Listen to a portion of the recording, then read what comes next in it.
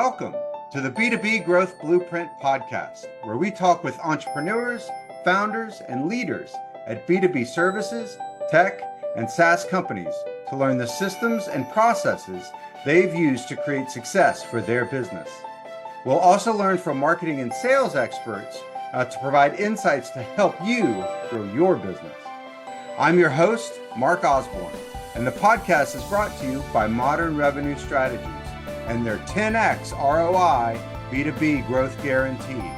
Schedule a free diagnostic call to learn the fastest path to double your B2B revenues in just 90 days. B2B Growth Blueprint Podcast. I'm your host, Mark Osborne, and today I'm very excited to welcome my guest, Ethan Chazin. Now I'm going to read Ethan's bio because I want to make sure I get this right. He is a people strategist and culture transformation coach. He's also an author, a podcast host, and a prolific content creator on YouTube. I've actually gone through some of his stuff. He works with organizations that lack strong, established reputational brands that are sort of missing those amazing cultures, and he helps them transform into world-class organizations that attract, recruit, and retain the best top talent. He teaches businesses how to measure their people investment by determining the ROI from their employees. And by doing so, he helps unstick their growth by maximizing their workforce performance and productivity for lasting competitive advantage. So, Ethan, welcome to the show. Oh, Mark, thank you for having me. I'm really excited to talk about some of these topics we got lined up. But first, why don't you sort of tell us your story? How did you get to where you are today and doing the work that you do? Oh, absolutely. Thank you for giving me this opportunity to share some thoughts and ideas around business growth. I spent 20 years in corporate America, mostly in marketing management roles, got my MBA in marketing, went out and started working for companies of all different industries, sizes, sectors, mostly, as I said, in marketing or global product management roles. So I headed up marketing at places like Dun & Bradstreet and Reuters and Time Warner Cable. And throughout those 20 years, I really, really loved working with organizations to unstick, to grow, to find new markets, to bring new products and services to market, serve clients. There was something that was always really, really bothering me. And that was that organizations, once they scale and grow organically to a certain size, the size itself presents a barrier, right, to achieving continued success. So I went out on my own, 2009, as a business growth coach. And I've always been fascinated, Mark, with the human side of business. So you talk about strategy, you have a great strategy and not effective people, you go nowhere. You have great operational efficiency, not great people, you go nowhere. So I've really always been focused mostly on small to mid-sized businesses that are in growth. They organically get stuck at some point. We've seen it all the time. And helping them turn the looking glass onto the people in their organization to unleash their untapped potential. And by doing that, over the last 15, 16 years, I've really started to focus on culture. Culture is the greatest competitive advantage that an organization can use with its people to be successful. So that's really kind of my journey, my narrative arc. The other part of being on my own is, I've taught in 10 colleges and universities, and my students ask me, what's the difference, or do you like working on your own versus working in corporate? I'll say something I've always felt. My worst day on my own is better than my best day in corporate. And that's it, brother. That's kind of my background. So I love this idea that, and people say it all the time, but they don't always sort of walk the walk in terms of, your people are your best assets. People say that all the time, but they don't always sort of, manifest that within their business. When you talk about sort of creating this powerful culture that can, help your people become, truly felt like they're your most important asset, what does that look like in practice? Like, what does a culture that's sort of people first mean? Yeah. And I mean, you and I have both probably seen hundreds of definitions of culture. And I really prefer to keep things simple. Culture is how your people actually act and feel when they bring themselves to work, whether it's physically, virtually. It's how they engage with each other. And if you were to put on your Harry Potter invisibility cloak and kind of go in and do an audit of the culture, it's how do people feel about each other, work with each other, respect each other. So when I'm asked to come in and do an audit of typically a small business's culture, I don't want to talk to the founder or the leadership team because they're typically too far removed. I talk to the people. I talk to their contract employees, their consultants, their vendors, partners, suppliers. I talk to all of those stakeholders, and then I go up the food chain to the leadership team and I talk about what's their formal culture, meaning what do they aspirationally want the culture to be, and then what's their informal culture. And I typically don't ask them that. I tell them, this is what your culture is actually like from your people's perspective. Now let's kind of bring them together. That's interesting. I heard an interesting phrase the other day about, do you believe what's on the walls or what you see in the halls? And it's the idea that, oftentimes from the ivory tower or, from the executive team, they have an idea of what we want our culture to be, but that's not actually what manifests within the organization. Yeah. And there's a reason for that. And you and I both know it. There's a model that unfortunately still exists that a lot of people who have worked somewhere else and get a great idea, better mousetrap, go out on their own, they carry it into this thing that they end up building. It's a pyramid command control structure, which is a vestige of the 20th century, which is dead. It doesn't work in the 21st century, but they start adding layers of administration. They do this thing by bringing in managers, which is toxic. Managers poison organizations, and they start putting layers because they want the founders and the C-suite too far removed from frontline staff. Managers kill the mindset of layers of bureaucracy reporting. It slows you down. It makes you less competitive, less responsive. The other thing is, you ask me what culture is. Go ask all 5 or 50 or 500 of your employees. How much control do you have over your work? It's the whole Daniel Pink thing, right? It's, do you have the ability to choose what you work on, when you work on it, where you work on it from, and who you choose to work with? And I guarantee you, more times than not, small to mid-sized businesses, I'll ask their employees have little to almost no meaningful control over their work. That's culture. And it kills. It kills. And that's low-hanging fruit. That's something easy enough for me to come in, have a conversation with a founder or business owner or some entrepreneurs and start immediately. How do I know? Because I've done that with the students I've taught who went out and started their own businesses. So what is it? So you've described, what a lot of us have experienced, whether, in either creating businesses where we just sort of assume this is what you're supposed to do. You're at the top, and so then you have a manager that makes sure that other people do what they're supposed to do. And so you've described that as sort of like a key to toxicity. What does the flip side look like? So like paint us the picture of what a company that is set up well to have a strong culture looks like. And $1 million question, if not $1 billion question. So, okay, you go out on your own. You say, I've got the better mousetrap. I know how to build this great product. There's a market need. How do I know? Because the place I worked at and or our competitors aren't doing it. You go out. Congratulations. Today is your day. You're on your way. You started. The minute you hire employee number 2, you should be prepared to give up any meaningful control of the day-to-day. And that never happens. So I'll give you an example. I need somebody to do these 5 or 6 roles, responsibilities. I'll call it a job description, a job title. I'll make a job description. I'll go out and find somebody who can do that. You've already started going down the path of ruin. Why? Because you're hiring for a set of skills that may or may not be even relevant in 1, 3, or 6 months. But what do you do then? You look for people who are rock stars. They're gangsters. They're people who are self-motivated. They're problem solvers, critical thinkers. They can work well on team. How do you know? Because you do behavioral interviewing to ask them about examples when they've done it. Maybe they're servant masters. They've done a lot of volunteer work. They were an Eagle Scout or a Girl Scout. They've done volunteer work. They're active in their communities. Guess what? They took a gap year and literally went and studied or lived abroad. You want those kinds of people in terms of hiring based on behaviors and characteristics, not job tasks. And when you stop bringing in new people the old way and you start to rethink what your business is going to be, literally, if you're a founder, ask yourself every day, what do I want to leave behind? What's my legacy? And work backwards on that. It's funny, you talk to salespeople and they'll be the first to tell you, hey, Mark, here's my ideal client profile. Yeah. What's your ideal employee profile? Huh? How do you recruit based on those guiding principles you claim, not just a poster on the wall?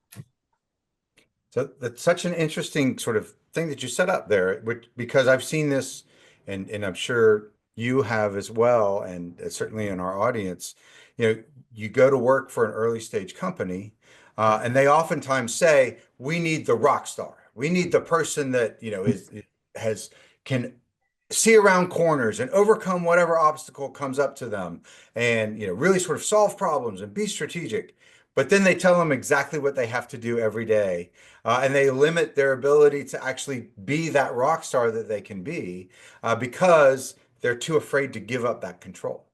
And like, as you were Yeah. describing so many sort of memories came flooding back. But here's a question though, and I'm sure other entrepreneurs or founders that are listening are thinking this.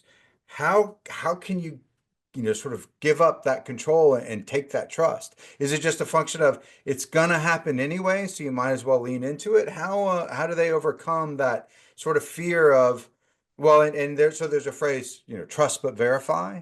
How do you build in not top-down systems of control, but ways to verify that you enable them to do their best work, but you also don't enable the organization to go off the rails if maybe they aren't as good as they think they are, or they hit a problem that they can't overcome? How do you challenge that? Interesting because it's such a tremendously powerful question. And yet, a lot of times it's an unfair question for you, me as a coach consultant to pose to a founder or an entrepreneur because it implies that every single business person who started their business has the ability or the personality. They have certain characteristics and traits that lend themselves to be more open minded. So, the first thing I'll suggest is I'm DISC personality assessment certified as a coach. I Yeah. literally suggest before you make hire number 2, 3, 4, you're not just hiring in isolation, you're hiring based on building a composite team, right? So you should know what your personalities are. You a driver? Are you a servant master? I mean, whether you Right. use Myers-Briggs or DISC, I mean, start with a baseline.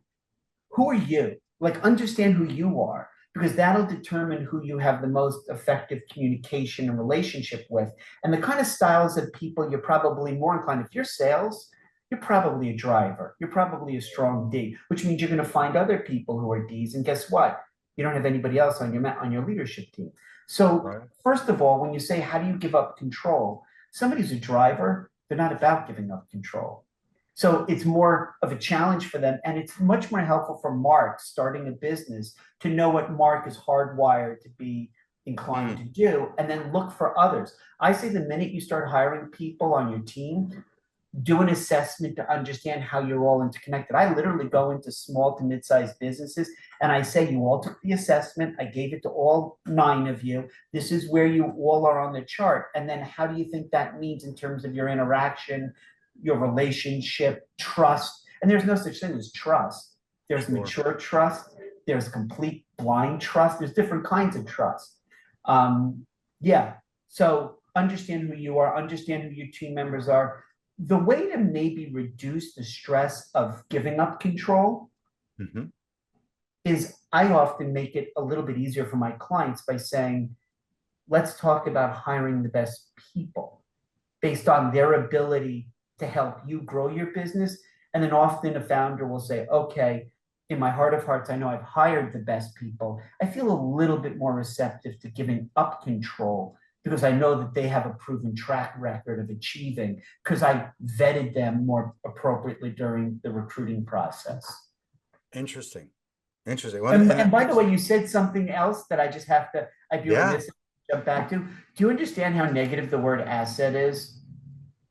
Hmm. And that's not semantics. When I'm talking to a business owner and she or he says, our people are our greatest asset, I'll say, I can't work with you. And they go, what do you mean?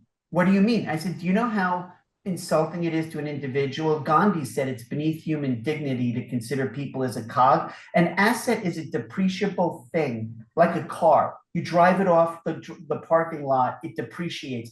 An asset is something that you pay a certain amount over an amortized amount of time, and then once it depletes its effective usefulness, that's the mindset. That's the mindset that's dangerous. And that's what I Wow. try to coach people. Get out of your pre-existing way of thinking about people as doing work to people as having an ownership stake. You want to hire people who feel like they own your company, even Yeah. when you're starting out. Yeah. Well, so often you hear folks, act as an owner, but then they don't give you the freedom to act as an owner How? because, yeah, they treat you like an owned asset, as you say. Yeah, Uh, I mean, it's interesting. The other kind of white flag that I'll hear along the lines of asset is when a business owner or an entrepreneur refers to their employees as my people. ownership. In poker, that's a tell.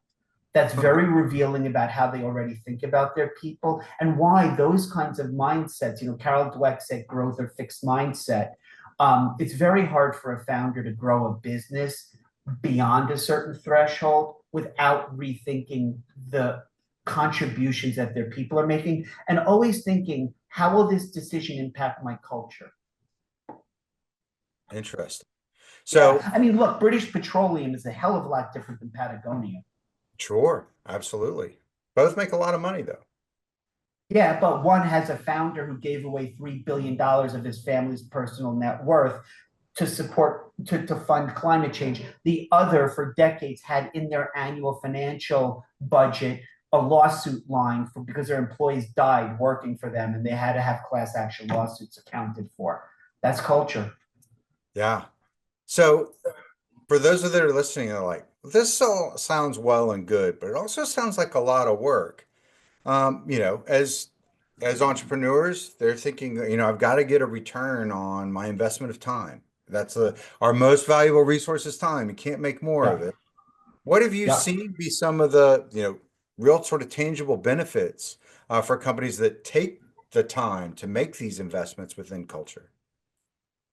And that's invariably what it always gets to. My payroll is my largest expense. First of all, people are not an expense, they're an investment. But let me save your people a little bit of time and concern. I did the heavy lifting. I spent 10 years researching in over 200 countries, 7,000 organizations. I looked at the companies in every industry or sector globally who performed financially as either number one or number two in their respective sectors.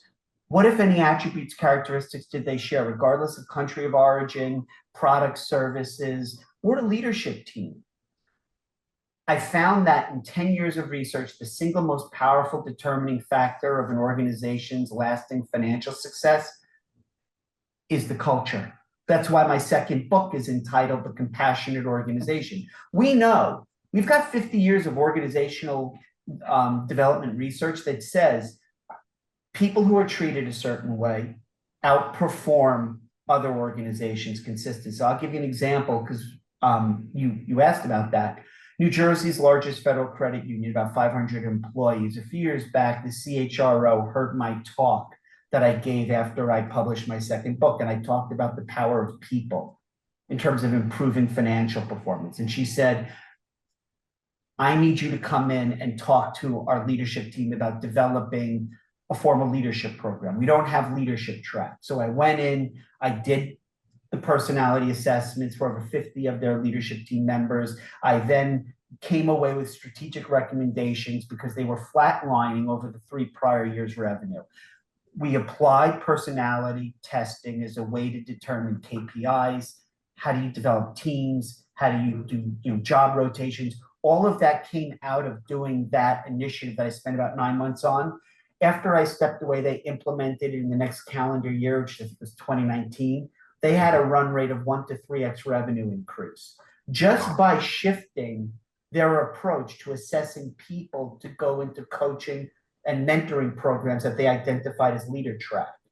The other is an organization that has about 200 employees. They retrofit emergency response vehicles, fire Okay. trucks, ambulances.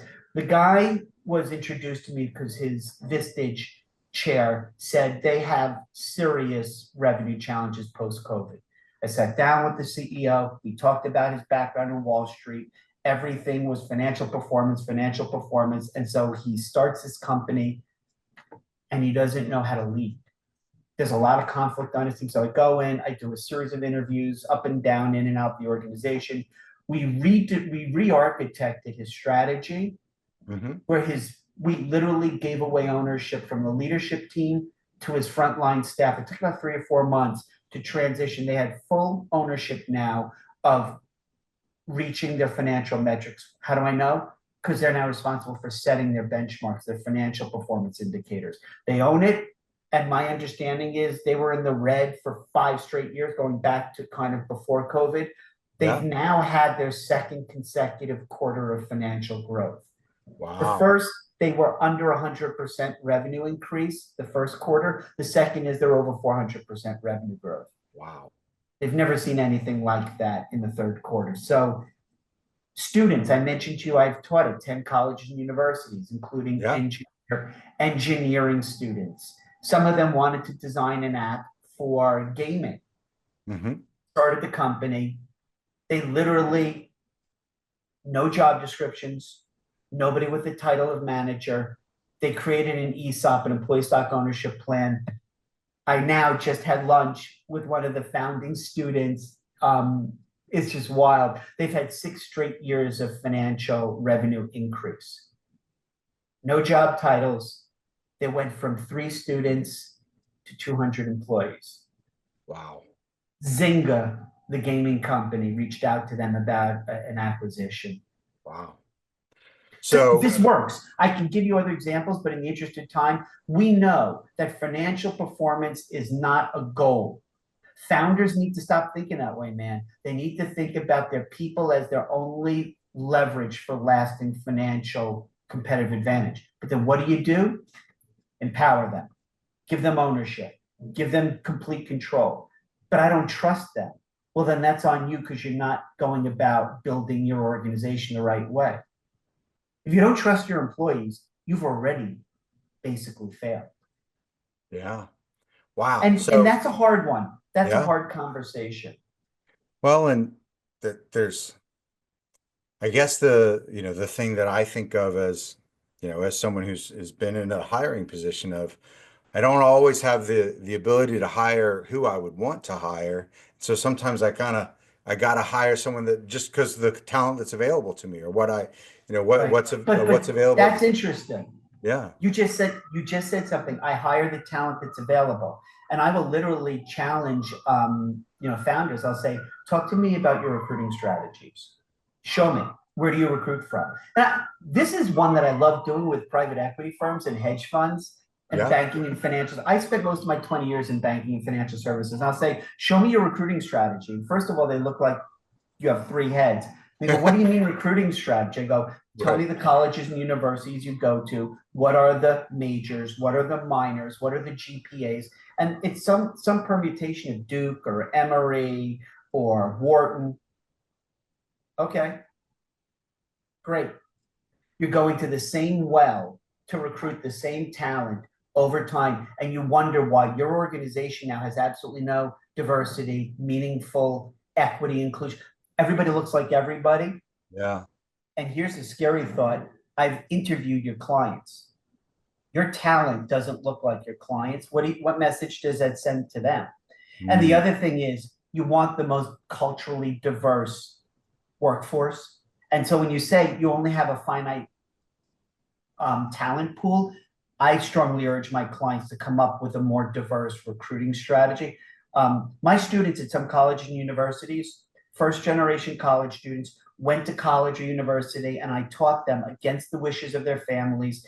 They had a GPA under 3.0. They were primary caregivers as the oldest sibling of their brothers and sisters. They were responsible for their parents and grandparents, and they worked in their parents' restaurant or dry cleaner. And I take those students with a 2.9 any day of the week over somebody with a 5.0 who had no responsibilities. Interesting. Yeah. So that's a great takeaway and action item right there, is to think about recruitment so that you can really hire those people that you trust. You've laid out, obviously the opportunity, which is building a people first culture, and shown the results that companies can get from that. So for those our folks that are listening today that are like, all right, I'm sold. how can they get started on this today? Like, what are some things that they can take away to start implementing in their business today to move away from a toxic culture to create this people first culture that will deliver these types of results? Yeah, I mean, the lowest hanging fruit, something they can literally do tomorrow. We're literally just weeks away from the new year, is to sit down with all their people and say, I want to revisit what you bring to the table. I want to look at your roles and responsibilities in your current job only as a starting point. I need to learn the additional. We know from SHRM and the Association of Training and Development that 75 cents on every dollar spent on payroll is wasted. Why? Because we have hired people to perform a job with 5 or 6 core roles and responsibilities. What have you not looked at when you were recruiting? And what are you not leveraging in each employee? Certifications, accreditations, training, language diversity, other skill sets that weren't directly relevant to on the job. So the first thing I would do tomorrow is tell people, I'm going to do a human capital audit of all my employees. What do they bring to the table that they're using? What are they not? And then have a very honest question about how do you re-architect their role? How do you unleash all this potential that's sitting there untapped? The second is do a pulse survey tomorrow. Ask all your employees on a scale of 1 to 10. 1 is no autonomy or control over my job. 10 is complete control. On 4 questions, how much autonomy do you have over what you work on, who you work with, where you work from, and how you get the work done? And then keep it anonymous if you need to. Do it by manager, though. And we were talking about functional areas. And literally identify immediately the departments in which your people have less or more control and attack that. The next is, imagine if a founder next year didn't set a single employee's KPIs. Challenge your employees to set their KPIs, but you got to do 2 things first. You got to nail down your 2025 goals at the business, at the high level. Then you trickle it down to the team goals. And then the team goals are comprised of individual goals. Let your individuals set their goals based on sharing with them what the organization goals are. The last thing I'll tell you, Mark, the easiest thing to do, people are not freaking doing, right? If you say my core principles, my guiding company values are these 5, maybe top of the list is collaboration. Sure. Is it really a goal? What do you mean? Every team's weekly or bi-weekly team meeting on your agenda, which by the way, you don't own because there's no managers, your people have shared responsibility every week in rotating the agenda. Every agenda for every team has 1 talking point every week on one of your 5 core values. So let's say next week we're going to do collaboration. We kick off our weekly team meeting. Everybody around the table or around the Zoom is going to say, last week I was successful or challenged in working collaboratively. I did this. This is low-hanging fruit, doesn't cost anything. Wow. It just requires the discipline, trust. And here's a big word that's okay to use. Here's a big word it's okay for you to use if you are a founder. Empathy. It's cool. In fact, do you want the best people to come work for you or your competitor? Because it takes me 5 minutes when I look at, if somebody comes to me and says, I want to take a look at my culture, I say, I don't need to talk to you about it. I already know what's going on with your culture. By the way, if somebody's interested, there are a lot of culture assessment tools we can talk about during a one-on-one. But there's a way to actually, in like 5 or 10 minutes, great places to work. I mean, there's all these culture audits. You can literally get a score, a quantifiable metric of how your startup's doing. So you've laid out a really inspiring vision. So for our audience that's listening to this, like, what does it look like to work with you? Like, tell us a little bit about, why they should reach out and set some time with you. It might be, depending on who's hearing it, a trite answer, but I am singularly focused with every one of my clients on seeing the world of where their business is right now and where it could be. I mean, I spent 20 years being passionate about helping the people I worked with in corporate America achieve their full potential, and I got extremely burnt out. What I love to do is work with my clients. Literally, I do a human capital audit which is an assessment of all their people. I do a workforce vitality study. It's my 18-question survey. I talk to them as the founders and their employees. Where are they now? Where do they want to be? Like, what's their legacy? And I don't talk about financials. Never. Those are outcomes. We get there eventually. I talk about why they started this when they were impressionable, and I'm really focused on getting them to where they need to be as a collection of people, getting them to start to think about building a diverse team, like literally tomorrow with their next hire. But also, culture can be architected, it can be designed, it can be measured, it can be nurtured. I want to literally give them step-by-step example and guidance how to do it, because I've done it hundreds of times. So for those listening that are ready to start on this journey with you, how do they get in touch? Oh, I mean, the name's there, so we just say Ethan at thechazingroup.com. Send me an email. Go to the chazingroup.com website just to check out the stuff I do, or just give me a holler at 917-239-5571. I mean, we'll spend some time just talking about where they are and where they want to be and how to get there. Awesome. Well, Ethan, you have been a wealth of knowledge today and really sort of changed the perspective, I'm sure, for myself and certainly for those listening. So thank you so much for taking the time. My pleasure. I love your podcast. I love it. Talk to you soon. Take care, Mark. Thank you for joining this episode of the B2B Growth Blueprint Podcast. We hope you've gained insights to grow your business. If you enjoyed this discussion, please rate, comment, like on your favorite platform, and share to others who will find it useful.